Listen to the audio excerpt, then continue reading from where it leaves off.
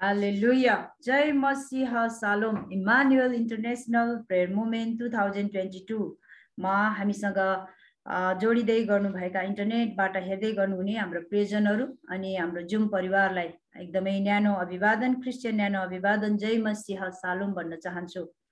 प्रियहरू हामी दिनको संगतिमा छौं। हामीले यो दिनहरुमा फेरि पनि सधैँको जस्तै परमेश्वरको वचनहरू लिएर आइरहेका छौं। आज हाम्रो संसारको परिस्थितिहरू त्यति सहज चाहिँ छैन। स्पेशली हाम्रो देश नेपालमा पनि त्यति असल परिस्थितिहरू भइरहेको छैन अनि तपाईको जीवनमा पनि त्यो भइरहेको होला भन्ने हामीलाई लागेको छ। जति पनि कुराहरू हामी मानिसले सोचे जस्तो हुँदैन प्रियहरू कति पटक, तर पनि यदि हाम्रो सोच भन्दा बाहिर हाम्रो परिस्थितिहरू गयो भने हामीले कसरी परमेश्वरको छोराछोरीहरूले चाहिँ आफैलाई सम्हाल्ने भन्ने विषयमा यो दुःख कष्टको विषयमा चाहिँ हामी कसरी आफूलाई सम्हाल्ने हाम्रो पवित्र बाइबलले परमेश्वरको वचनले के भन्छ भन्ने विषयमा आज हामी छलफल गर्न गइरहेका छौं। आशा गर्छु यसबाट हजुरहरूले पनि केही न केही आशिष लिनुहुनेछ। हुन्छ, मैले यो शीर्षकलाई सुरु गर्नुभन्दा अगाडि म याकुब 5 को 13 बाट पढेर म सुनाइदिन्छु हजुरहरूलाई। याकुब 5 को 13 ले भन्छ, के तिमीहरूमा कसैले कष्ट भोगिरहेछ त्यसले प्रार्थना गरोस्। हालेलुया। के तिमीहरूमा कसैले कष्ट भोगिरहेछ त्यसले प्रार्थना गरोस्। के कोही आनन्दित छ त्यसले प्रशंसाको भजन गाओस् भनेर भन्दछ। अनि यदि यो परिस्थितिहरूको कारणले हामीले सोचेको जस्तो भएन भने हामीले एकदमै स्पिडमा राम्रोसँग गइरहेका हुन्छ हाम्रो जीवन, अचानक हामीले सोचेको जस्तो हुँदैन बा केही त्यस्तो भयो भने कति मान्छेहरू अतालिन्छन् प्रियहरू, हाम्रो प्रभुको जनहरू पनि अतालिन्छन्। अनि यसलाई चाहिँ कसरी ह्यान्डलिङ गर्ने भन्ने विषयमा उनीहरूले अतालिएको कारणले अनि उनीहरूले आफ्नो होस गुमाउन पनि सक्छ हैन। अनि शत्रुको फन्दामा पर्नुभन्दा अगाडि हामीलाई वचनले के भनेको छ त, कष्ट आयो भने हामीले के गर्ने, कसरी हामी सामना गर्ने, कसरी आफूलाई तयारी गर्ने भन्ने विषयमा हामीले आज हामीले हेर्ने छौं प्रियहरू। अब म याकुब 1 को खण्डहरू पढिदिनु न, म दानलाई अनुरोध गर्छु। सबैजनालाई चाहिँ हजुर धन्यवाद प्रोफेटजीलाई यस समयको लागि। हामी याकुब 1 को 2 देखि पढ्दैछौँ अनि यहाँ शीर्षक रहेको छ कष्ट र परीक्षाहरू।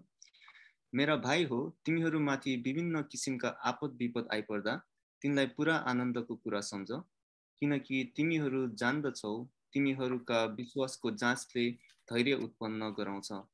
धैर्यलाई त्यसको पुरा काम गर्न देऊ ताकि तिमीहरूमा कुनै कुराको अभाव नभएर तिमीहरू परिपक्व र पूर्ण हो।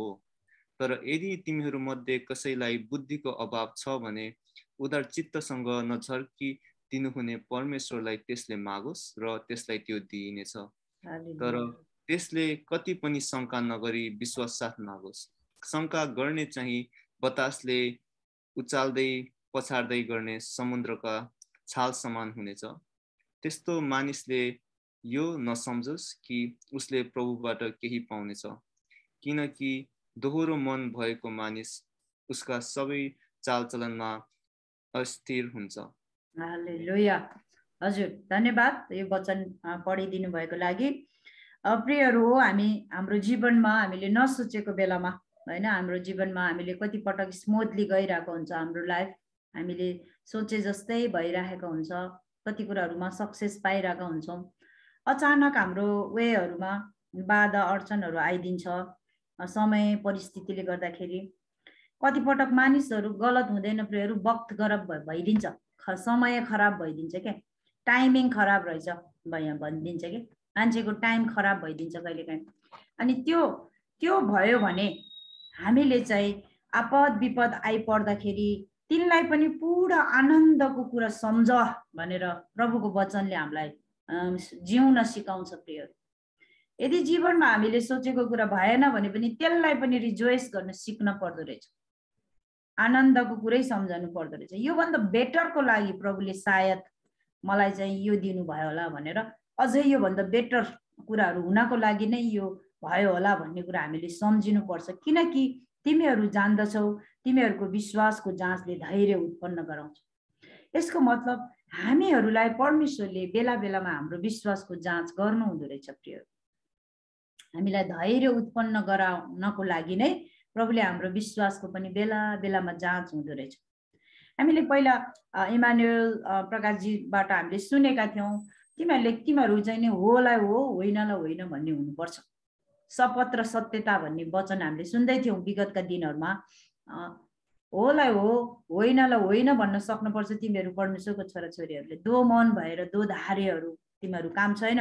त्यो चाहिँ प्रभुलाई एउटा धन्यवाद चढाउने, परमेश्वरको पनि कसम नखाऊ, स्वर्गको पनि कसम नखाऊ, शपथ चाहिँ खानु हुँदैन। त्यो शपथको कारणले तिमीहरूलाई कष्ट र परीक्षाहरू आउन सक्छ भनेर हामीले विगतमा प्रकाशजीबाट हामीले सुनेका थियौँ प्रियहरू, हजुरहरूले याद छ होला है। अनि यसमा चाहिँ हामीलाई धैर्यलाई त्यसको पूर्ण काम गर्न देऊ, ताकि तिमीहरू कुनैको अभाव नभएर तिमीहरूमा परिपूर्ण र परिपक्व हुनलाई चाहिँ हामीलाई चाहिँ यस्तो खालको परिस्थितिहरू सिर्जना हुँदो रहेछ हाम्रो जीवनमा प्रियहरू, परिपक्व बनाउनलाई, प्रभुमा बलियो बनाउनलाई। अनि हाम्रो धर्मको समयहरू परिस्थितिहरू आउँदो रहेछ। यदि कसैले तिमीहरू मध्ये कसैलाई बुद्धिको अभाव छ भनिन्छ, उद्धार चित्तसँग नझर्किदिनु हुने परमेश्वरसँग मागोस्। यो सबै कुरा किन हुन आउँछ भन्दाखेरि हामीलाई परमेश्वरको ज्ञान नभएको कारणले हुन्छ कि परमेश्वरको ज्ञान हामीसँग छ भने हामीले जस्तो सुकै परिस्थितिलाई पनि ट्याकल गर्न सक्छौँ। यो भयो भने यो भयो भने यो विकल्प पनि हामीले प्रभुले नै दिनुहुन्छ। समस्या सँगसँगै समाधान पनि आउँछ प्रियहरू, तर हामी कतिपटक क्याच गर्न सक्दैनौँ यदि परमेश्वरको ज्ञान हामीसँग छैन भने है। त्यस कारणले परमेश्वरलाई त्यसले मागोस्, त्यसले दिनेछ। कति पनि शङ्का नगरिकन त्यसले बुद्धि मागोस् परमेश्वरसँग। र त्यसले शङ्का गर्ने मान्छेहरू चाहिँ कस्तो हुन्छ त भन्दाखेरि समुद्रले त्यो छाल ल्याएर उचाल्ने पछार्ने जस्तै हो। अनि त्यसले चाहिँ दोहोरो मनको भएको मान्छे चाहिँ, डिप्लोमेटिक मान्छेहरूको चाल चलन चाहिँ अस्थिर हुन्छ। त्यो चाहिँ कहिले के भन्छ कहिले के भन्छ, तिनीहरू एक मनको हुन सक्दैन। कहिले चाहिँ हल्ली जान्छ, कहिले स्ट्रङ जस्तो देखिन्छ, कहिले फेरि हल्ली जान्छ। अनि सानो सानो कुरामा कन्फ्युजन हुन्छ। अनि यस्तो चाहिँ राम्रो होइन परमेश्वरको छोराछोरीमा। परमेश्वरको छोराछोरी होलाई हो होइनलाई होइन, स्थिर भन्नुपर्छ, स्थिरतामा बस्न सक्नुपर्छ भनेर प्रभुको वचनले याकुब, अनि प्रभुको भाइ पनि हुनुहुन्छ, उहाँ येशू ख्रीष्टको भाइ पनि हुनुहुन्थ्यो। उहाँ चाहिँ यरुशलेमको एकदमै राम्रो एल्डर अगुवा, यरुशलेम मण्डलीको अगुवा हुनुहुन्छ। उहाँले लेख्नु भएको यो पत्रबाट हामी बुझ्दछौँ प्रियहरू। शरीरबाट हेर्दाखेरि यरुशलेमको मण्डलीको लिडर अनि येशू ख्रीष्टको भाइ पनि हुनुहुन्छ। यो चाहिँ है यसोबको छोरा पनि हुनुहुन्छ, मरियम र यसोबको छोरा। हालेलुया। हुन्छ, हामी अब एस्तर बहिनीलाई म दिँदैछु। उहाँले यो रोमीको पुस्तकबाट हामीलाई पढेर सुनाइदिनुहोस्। रोमी 14को 7 देखि 9 मा। हुन्छ, परमेश्वरलाई धन्यवाद। आजको कुरामा धन्यवाद समय दिनको लागि सबैजना मिसी। रोमी 14को 7 मा, रोमी 14 लेखेको छ दुर्बल र बलवान भनेर लेखेको होइन। हामी 7 को पढ्नेछ। हामी कोही पनि आफ्नै निम्ति बाँच्दैनौँ र कोही पनि आफ्नै निम्ति मर्दैनौँ। यदि हामी बाँच्छौँ भने प्रभुकै निम्ति बाँच्छौँ र मर्छौँ भने प्रभुकै निम्ति मर्छौँ। चाहे हामी बाँचौँ चाहे मरौँ हामी प्रभुकै हौ। यसैको निम्ति क्रिस्ट मर्नुभयो र फेरि जीवित हुनुभयो कि उहाँ मरेकाहरू र जीवितहरू दुवैका प्रभु हुन्। हालेलुया। हेर्नुहोस् त, किन त नि हामी यति बलियो हुनुपर्ने, किन हामी स्थिरता हुनुपर्ने, किन असहज परिस्थितिमा पनि हामी एकदमै खडा भएर उभिनु पर्ने भन्दाखेरि किनभने हामी त मरे पनि उहाँकै हो, बाँचे पनि उहाँकै हो होइन। अब यो असहज परिस्थितिहरूमा हामी जानुपर्छ भने, यो धरतीलाई छोडेर जानुपर्छ भने पनि ठिकै छ, हाम्रो लागि माथि नयाँ घर तयार भइरहेको छ होइन र। यतिसम्मको विश्वास हाम्रो दह्रो बनाउनु पर्ने हुन्छ। हो, हामीलाई दुःख लाग्ला यो संसार छोडेर जाँदा, हाम्रो यहाँ आफ्नै आफन्तहरू छन्, प्रियजनहरू छन्, साथीभाइहरू छन्, छोराछोरीहरू होलान्, इष्टमित्रहरू होलान्, तर प्रभुले चाहिँ त्यो समय तोकिदिनु भएको छ भने हामी जिउँदाखेरि पनि उहाँकै लागि जिइरहेका छौँ, मर्न पर्यो भने पनि उहाँकै लागि मर्छौँ। अनि के भयो त भनेर यहाँनिर रोमीको पुस्तकबाट पनि हामीले असहज परिस्थितिमा आफूलाई कसरी सम्हाल्ने भन्ने विषयमा हामीले यहाँनिरबाट पनि वचनद्वारा हामी सिक्दैछौँ प्रियहरू। अब म अब्रामजीलाई दिँदैछु याकुब 5 को 16 लाई पढिदिनु हुनको लागि।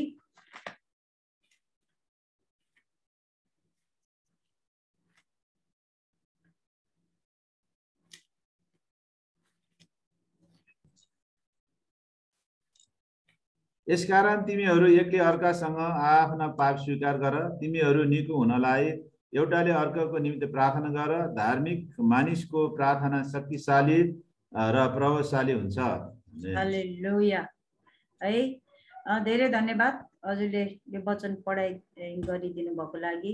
यहाँनिर के भन्दैछ भन्दाखेरि यसकारण तिमीहरू एकले अर्कोसँग आफ्ना पाप स्वीकार गर, तिमीहरू निको हुनलाई एउटाले अर्कोको निम्ति प्रार्थना गर। हामी कोही अलमल्लमा परिरहेको छ भने, कोही चाहिँ कष्ट भोगिरहेको छ भने हामीले कसरी थाहा पाउने त प्रियहरू? कोही मान्छे कन्फ्युजमा जिइरहेको हुन्छ, उसले नभनेसम्म हामीले थाहा पाउँछ र प्रियहरू। जब हामी सङ्गति गर्छौँ, एकले अर्कोलाई सेयर गर्छौँ, अनि मेरो चाहिँ यस्तो भएछ, यहाँनिर मेरो पाप भयो कि हजुर मेरो लागि प्रार्थना गरिदिनुहोस् है, मैले गरेको कुराहरू पो राम्रो भएन कि। कहिलेकाहीँ हामीले जानी नजानिकन जो मान्छे हाम्रो नजिक छ उसैलाई चोट पुर्याइरहेको हुन्छ प्रियहरू। जानी नजानी उसलाई धेरै माया गर्छु भन्दाखेरि धेरै चोट पुर्याइदिँदो रहेछ कहिलेकाहीँ। जसलाई हामी बुढाबुढीलाई नै हेर्नुहोस्, श्रीमान श्रीमतीलाई हेर्नुहोस्, एक अर्को बिना बाँच्न पनि सकिन्न। एकछिन छैन भने कहाँ गयो भनेर खोज्दै हिँड्छौँ, फेरि भेट्ने बित्तिकै हामीले झपार्छौँ पनि कतिपटक। दुइटालाई हो कि होइन भन्नुहोस् त। केही सानो कुरा हुने बित्तिकै खङ्गुरमै हुने गरी कराउँछौँ हामीले, किनभने सबैभन्दा नजिकको मान्छे त उनी हो नि त। संसारभरिमै हामीले छानेका हौँ नि त श्रीमान श्रीमती, संसारभरिबाट छानेको एउटा व्यक्ति हो नि त। त्यही भएर उनीहरू छैन भने पनि छटपटाट हुन्छ, कहाँ गयो होला, के गर्यो होला, कता गयो होला हुन्छ। फेरि सँगै बस्यौँ भने फेरि सानो सानो कुरामा नि कहिले काहीँ चिडचिड हुन्छ होइन। अनि पोखाउने ठाउँै त्यही हो। अनि जो चाहिँ हाम्रो नजिक हुन्छ, सबैभन्दा माया हामीले जसलाई गरे हुन्छौँ, कहिलेकाहीँ नजानिदो तरिकाले स्वर्गीय बुद्धि नभयो भने, परमेश्वरको बुद्धि भएन भने हामीले चाहिँ चोट पुर्याइदिएको हुन्छ प्रिय। त्यो चाहिँ हामीले अघि नै याकुबको पुस्तकमा हेरे जस्तै, तिमीहरूसँग बुद्धि छैन भने परमेश्वरलाई माग्न बरु उहाँले नझर्किकन दिनुहुन्छ भनेर भन्नुभएको यसैको लागि हो प्रियहरू। हामी कहिलेकाहीँ जो मान्छेलाई धेरै केयरिङ गर्न खोज्छौँ उसैलाई चोट पुर्याएर पठाइदिँदो रहेछ मान्छेले। किन त भन्दाखेरि त्यो स्वर्गीय बुद्धि नभएर। परमेश्वरको ज्ञान छ भने त्यस्तो हुँदैन, सिस्टममा चल्छ। अनि त्यो चाहिँ हामीले चोट पुर्याउनु हुँदैन, यो कुरा गर्नु हुँदैन भनेपछि प्रभुले रोक्नुहुन्छ, पवित्र आत्माले स्टप गराउनुहुन्छ है।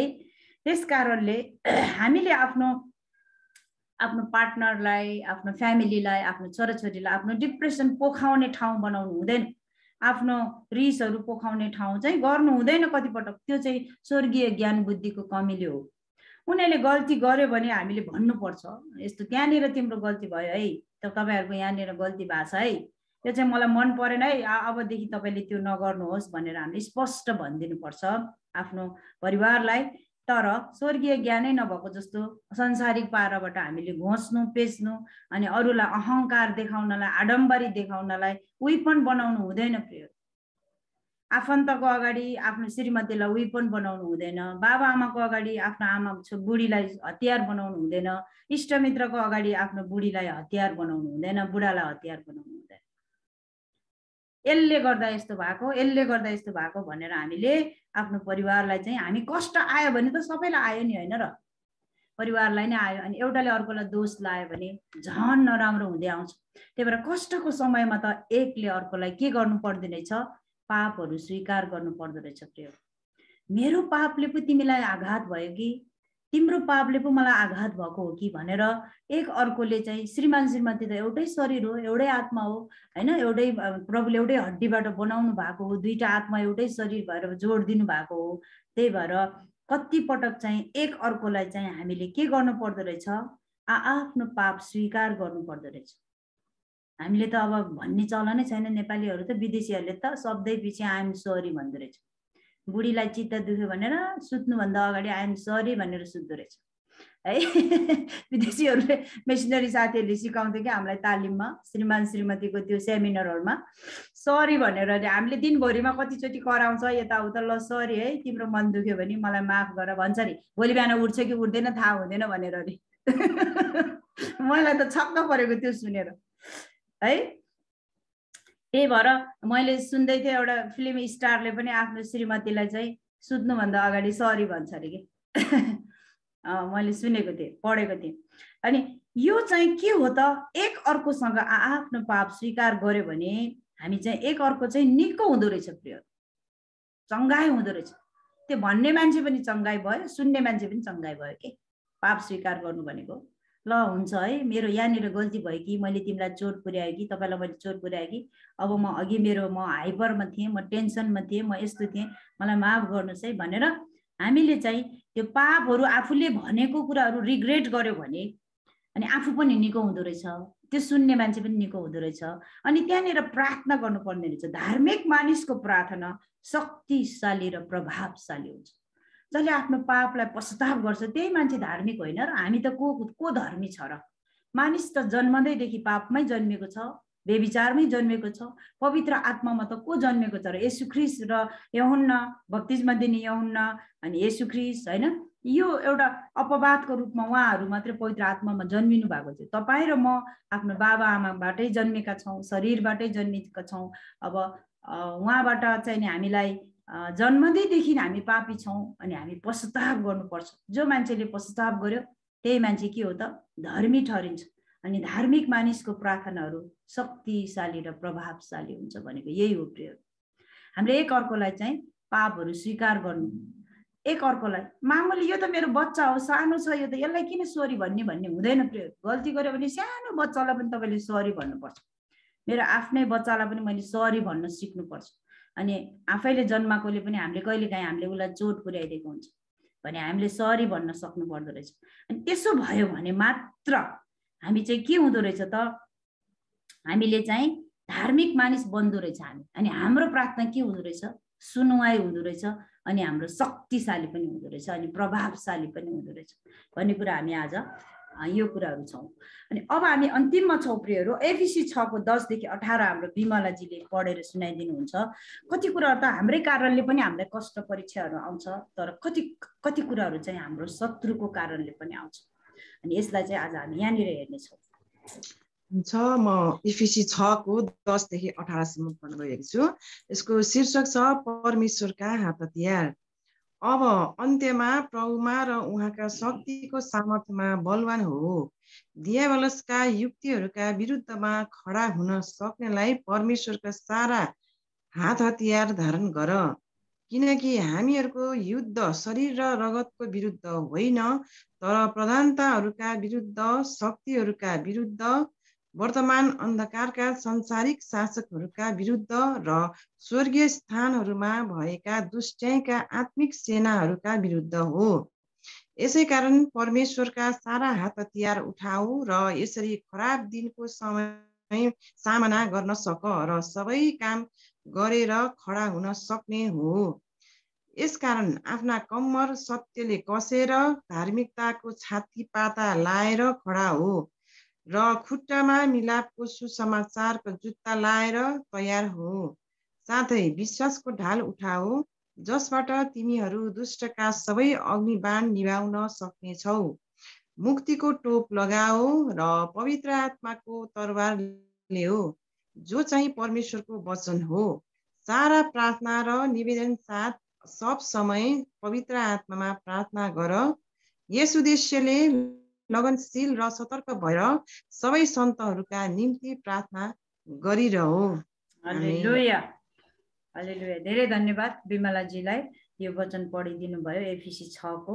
हजुरहरूले आफ्नो स्क्रिनमा हेर्न सक्नुहुन्छ, ग्याजेटहरूमा देख्दै हुनुहुन्छ, आफ्नो स्क्रिनमा हेर्नुहोस् त। हजुर मलाई यसो हात हल्लाइदिनुहोस् त, मलाई स्क्रिनमा त हजुरहरूले देख्नु भएको छ भने। यहाँनिर उहाँले पढ्दै गर्नु हुँदाखेरि यहाँ एफिसी 6:10 यसरी लेखिएको छ प्रियहरू, अब अन्त्यमा तिमीहरू कष्टमा छौ भने हामी त्यही प्रार्थना गर भने हामीलाई याकुब 5:13 भन्छ के कोही कष्ट भोगिरहेछ त्यसले प्रार्थना गरोस् भनेको छ होइन। अनि कष्टमा छ भने हामी किन कष्टमा हुन्छौँ त? कतिपटक हामी आफ्नै कारणले पनि हामी कष्टमा हुन्छौँ, शपथ खान्छौँ परमेश्वरमा अनि एकदमै प्रमिस गर्छौँ प्रभुसित, अनि प्रमिसहरू तोडिएको पनि थाहै हुँदैन भने प्रभुले त्यहाँनिरबाट इजाजत दिनुहुन्छ। त्यो रुल्सबाट हामी बाहिर जान्छौँ अनि दुष्टले हामीलाई परीक्षाहरू ल्याइदिन्छ। अब हामीले गरेको शपथहरू हामीले होलाई हो र होइनलाई होइन भन्न सकेन भने त्यहाँनिर हामी परीक्षामा पर्छौँ। अनि परीक्षामा पर्नुभन्दा अगाडि हामी के हुनुपर्छ त? हामी कसरी यो कष्टहरूको सामना गर्नलाई के गर्नुपर्छ त? प्रभुमा उहाँको शक्तिको सामर्थ्यमा बलवान हुनुपर्छ, ताकि दियाबलासका युक्तिहरूको विरुद्धमा हामी खडा हुन सक्नलाई परमेश्वरको हात हतियार चाहिँ हामीले जहिले पनि लाइराख्नुपर्छ। एक दिन लायो, एक हप्तामा एकचोटि शनिबार जाँदा मात्रै, चर्च जाँदा मात्रै लाएर अनि फेरि फुकालेर राख्ने होइन प्रियहरू।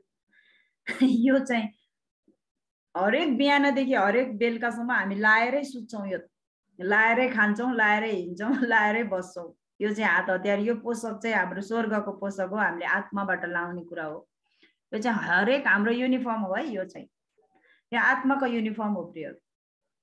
तपाईँको युनिफर्म कस्तो छ? स्वर्गीय हात हतियार, स्वर्गको आर्मी त आफैले आफूलाई भन्नुहुन्छ होला हामी सेना हौ भनेर, तर तपाईँको युनिफर्म कस्तो छ त? यो हतियार चाहिँ एक दिन लाएर फुकालेर गर्मी भयो म त फुकालेर राख्छु भन्न मिल्दैन प्रियहरू।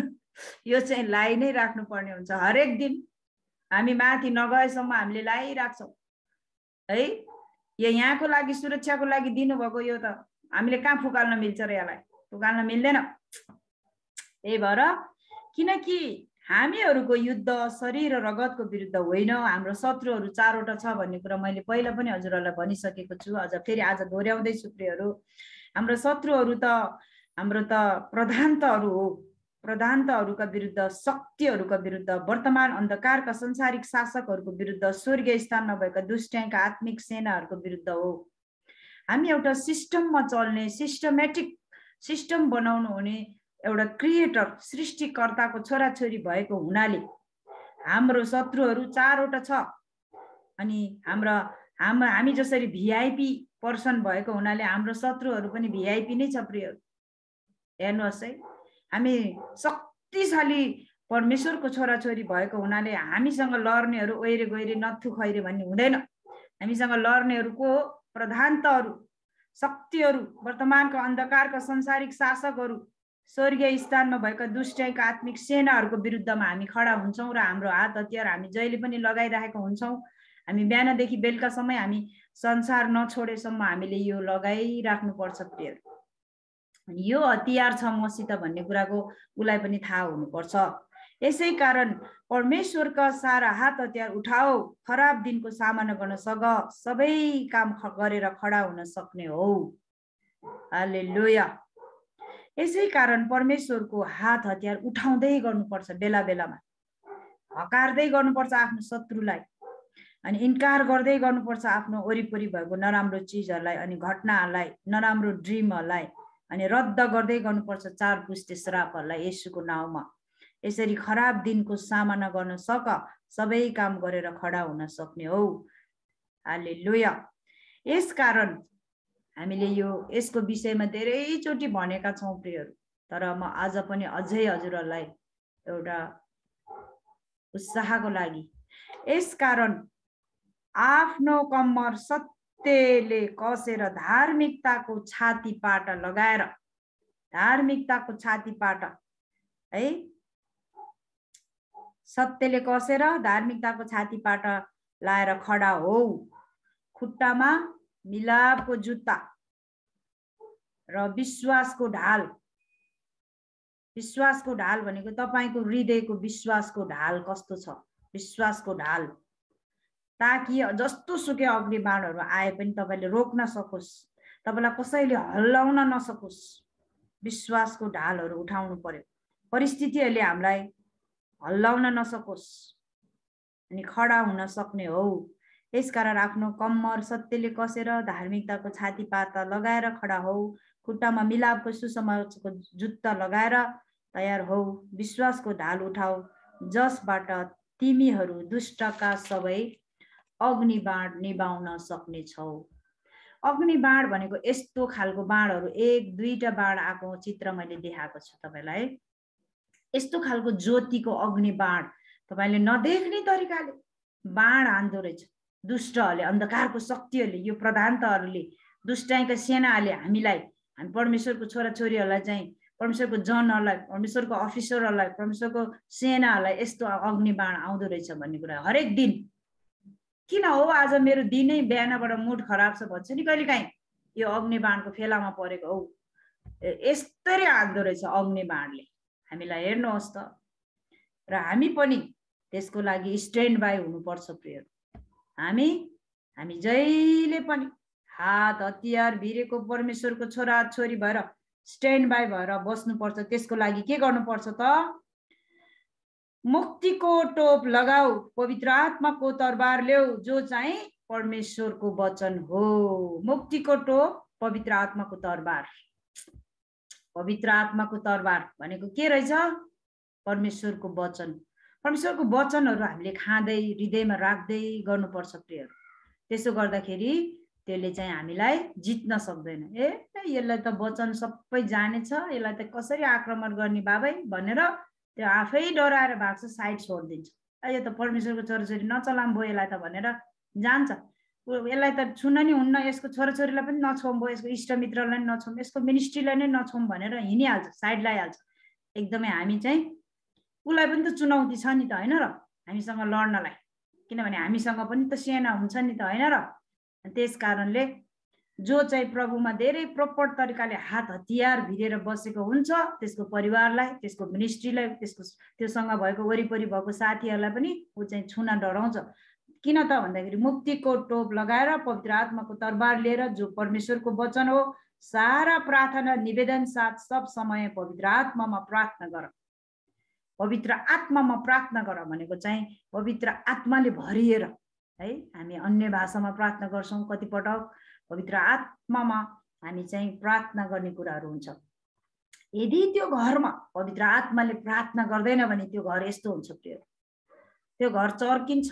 जो मान्छेले पवित्र आत्माको प्रार्थना गर्दैन, सुरक्षा बोल्दैन, आफ्नो घरमा सुरक्षा गर्दैन, उसको संसार बिस्तारै बिस्तारै चर्केको थाहै हुँदैन। खाली उनीहरू संसारिक थोकहरूको लालचा गर्छ, संसारिक कुराहरू मात्रै गर्दै गर्छ।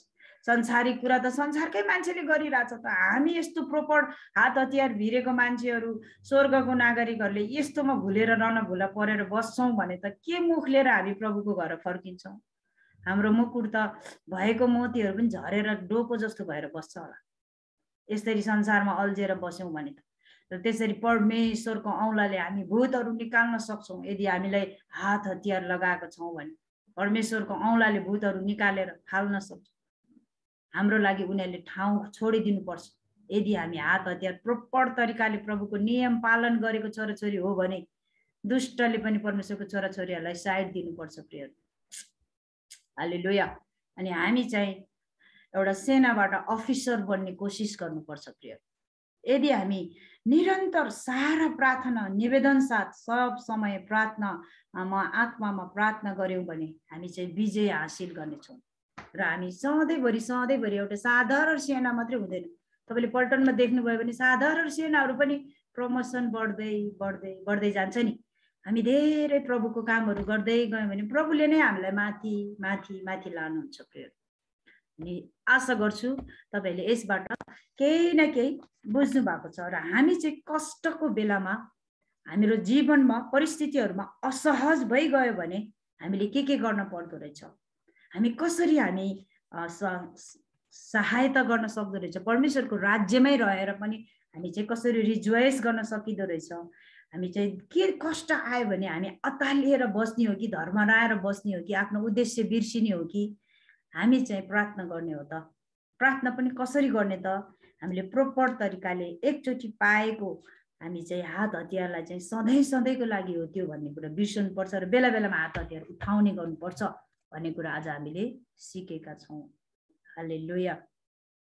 अन्तमा एबिसी 6:20ले के भन्छ भन्दाखेरि एउटा अन्तिममा 20मा चाहिँ म चाहिँ साङ्गलले बाँधिएको एक राजदूत हुँ भनेर पावलले आफैलाई भन्नुभएको कि तपाईँ र म पनि राजदूत हो प्रिय। हामी स्वर्गको राजदूत हो, परमेश्वरको राज्यको राजदूत। अनि राजदूतहरूलाई चाहिँ जो कोहीले छुन सक्दैन, यो कुरा बुझ्नुहोस् है। राजदूतहरूले चाहिँ आफ्नो नियम भङ्ग गर्यो भने मात्रै छुने हो, उसले आफ्नो लिमिट क्रस गर्यो भने मात्रै छुने हो। त्यस कारणले हामी चाहिँ परमेश्वरको राज्यको नियमभित्र राज्यभित्र छिरेकोहरूलाई खासै छुन सक्दैन। त्यस कारण तपाईँले देख्नुहुन्छ होला हाम्रो साउथ अफ्रिकातिर अमेरिकातिरको प्रोफेटहरूले कस्तो कस्तो मान्छेहरूलाई निको पार्नु भएको छ। तपाईँले हाम्रो इन्डियामा पनि देख्न सक्नुहुन्छ। तपाईँले अचम्मको कामहरू उनीहरूको हिस्ट्रीमा नभएको, साइन्समा पनि फेल खाएको चिजहरू चाहिँ कसरी निको हुन्छ त? त्यो सम्भवै नभएको कुराहरू, असम्भव चिजहरू सम्भव भएको चाहिँ के हो त भन्दाखेरि राजदूतलाई कसैले छुन सक्दैन। राजदूतले चाहिँ आफ्नो राज्यभित्र छिरेको छ भने उसले चाहिँ उथुल पुथुल पारिदिन्छ। राजदूतले चाहिँ यो संसारलाई पनि उथुल पुथुल पार्न सक्छ। अनि प्रेरितहरूलाई पनि उथुल पुथुल पार्नेहरूको समूह भनेर भन्थ्यो होइन र? अनि तपाईँ र म पनि त्यही समूहमध्ये एक समूह हो, उथुल पुथुल पार्ने समूह। अनि हामी कष्टको समयमा पनि हामी उथुल पुथुल पार्दै बस्नुपर्छ। हामी चाहिँ निराश भएर ढोका थुनेर डिप्रेसनमा गएर बस्ने होइन। हामी राजदूतहरूले के गर्नुपर्छ? असहज परिस्थितिमा पनि के गरिदिने? उथुल पुथुल गरिदिने दुनियाँलाई। अनि प्रार्थनाद्वारा, विश्वासद्वारा, हतियार चलाएर। हालेलुया। हुन्छ, हामी अब यो वचनको खण्डहरूलाई यतिकै राख्नेछौँ। जस्तोसुकै परिस्थितिमा पनि हामी प्रभुमा भएर रिजोइस गर्नेछौँ अनि हामी आफूले आफूलाई सम्हाल्नेछौँ भन्ने यो वचनहरूलाई म यहीँ राख्नेछु। हजुरहरू र हजुरको परिवारलाई पनि परमेश्वरले धेरै आशिष दिनुभएको होस्। जय मसीह सालोम।